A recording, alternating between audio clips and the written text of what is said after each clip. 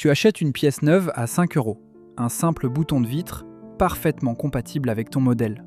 Tu la branches et il ne se passe rien. La voiture la refuse, pas parce qu'elle est défectueuse, parce qu'un ordinateur a décidé qu'elle n'avait pas le bon mot de passe. Ta voiture n'est plus une machine que tu possèdes, c'est un coffre-fort dont le constructeur garde la clé. Une pièce compatible qu'il faut faire valider par le réseau officiel, un garagiste indépendant qui n'a plus le droit de finir la réparation et une facture qui double pour un bout de plastique et de cuivre. Aujourd'hui, je te montre comment on a transformé ta voiture en cadenas, pourquoi on t'a raconté que c'était pour ta sécurité et surtout comment reprendre la main. Parce que pour une fois, la loi est en train de basculer dans ton sens.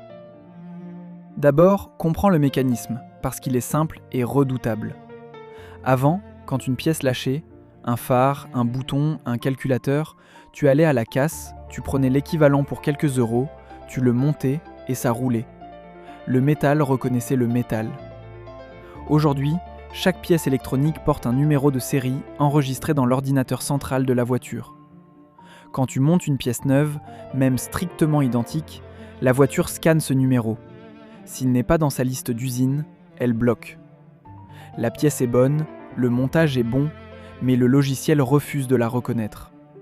Pour la débloquer, il faut un codage, et ce codage est réservé au réseau du constructeur. Résultat, la pièce est appairée à la voiture et le mot de passe reste chez le fabricant. Et ce n'est que la première serrure. Depuis quelques années, les constructeurs en ont ajouté une deuxième, encore plus vicieuse.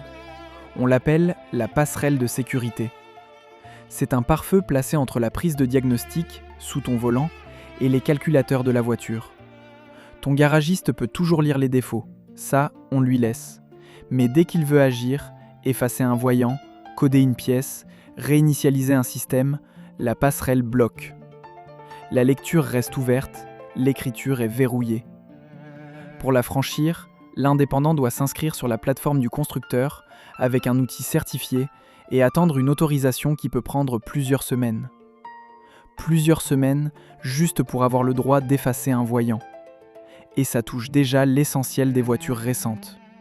Stellantis depuis 2017, sur les Fiat, les Jeep, les Peugeot et Citroën du groupe. Mercedes depuis 2018. Renault, Dacia et Nissan depuis 2020 sur les Clio, les Captur, les Duster. Ta voiture est sans doute concernée sans que tu le saches. Résultat, à la moindre intervention, le chemin le plus court redevient la concession. Un simple diagnostic, c'est déjà entre 50 et 150 €, juste pour identifier la panne, avant même de réparer. Et pendant des années, même un pare-choc, un phare ou un vitrage devait être racheté au constructeur parce qu'il détenait un monopole légal sur le dessin de ses pièces. Chaque petit accroc te renvoyait vers le même guichet, au prix fort. Et si tu crois que tout ça a commencé avec les voitures, tu te trompes. Ce verrou-là, tu l'as d'abord eu dans ta poche. Le téléphone. Depuis des années, quand tu fais changer un écran ou une batterie chez un réparateur indépendant, l'appareil affiche un avertissement, bride une fonction ou refuse carrément la pièce parce qu'elle n'a pas été appairée en usine. C'est exactement la même logique. Une pièce compatible, mais interdite de fonctionner tant que le fabricant n'a pas donné son accord. Les constructeurs auto ont regardé ce modèle, ils ont vu à quel point c'était rentable et ils l'ont copié sur 4 roues.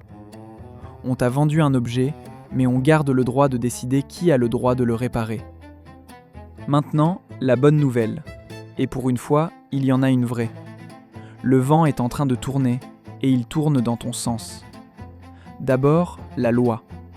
En France, la sérialisation, cet appairage qui bride les pièces, est déjà interdite depuis la loi anti-gaspillage de 2020.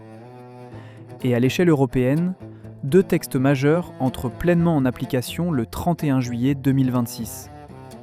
La directive sur le droit à la réparation, qui oblige les constructeurs à donner aux garages d'indépendants l'accès aux pièces et aux outils de diagnostic, et qui interdit les techniques d'obstruction, et la réforme du design, qui casse le monopole sur les pare-chocs, les phares et les vitrages. L'étau qu'on vient de décrire, la loi est justement en train de le desserrer. En attendant, tu as des parades concrètes. achète ta propre valise de diagnostic. Elle ne franchit pas la passerelle, mais elle lit les codes. Et rien que ça t'évite un diagnostic à 150 € et t'empêche de te faire raconter n'importe quoi. Ensuite, cherche un garagiste indépendant déjà certifié sur les plateformes des constructeurs. Il fait la plupart des codages sans t'envoyer à la concession. Et surtout, exige l'accès aux informations de réparation, parce que c'est devenu ton droit. On te dira que tout ça, c'est pour la cybersécurité, qu'après le piratage d'un gros SUV américain par la prise de diagnostic en 2015, il fallait bien protéger les voitures des hackers. Et c'est vrai, en partie. Mais protéger une voiture contre un pirate, ça ne justifie pas d'empêcher ton garagiste d'effacer un voyant pendant 3 semaines. La sécurité est devenue l'excuse, le péage est devenu le but. Et si tu veux échapper complètement à tout ce cirque, il te reste la solution la plus simple. Une voiture d'avant cette génération, globalement d'avant 2017, n'a ni passerelle de sécurité, ni pièce appairée. Tu montes la pièce et elle marche. Tu branches une valise à 20 € et elle te parle sans rien demander. Pas de plateforme, pas d'autorisation, pas d'attente. C'est de la mécanique que tu possèdes vraiment. Et c'est exactement pour ça qu'elle reprend de la valeur pendant que les voitures verrouillées font fuir les acheteurs qui savent. Alors la prochaine fois qu'on te vendra une voiture ultra connectée comme un progrès, pose-toi une seule question. Le jour où elle tombera en panne, qui aura le droit de la réparer ? Toi, ton garagiste du coin, ou uniquement celui qui détient le mot de passe ? Si tu veux garder la main sur ta mécanique, abonne-toi. Sur cette chaîne, je démonte chaque semaine les cadenas cachés dans les objets qu'on t'oblige à racheter. Parce que le verrou de la réparation n'est qu'une face du problème. Le même constructeur qui t'empêche de réparer ta voiture est aussi en train de revendre tes trajets, ta vitesse et tes habitudes à ton assureur. Si tu veux voir comment ta propre voiture est devenue un mouchard, la vidéo est là, sur ton écran. Clique.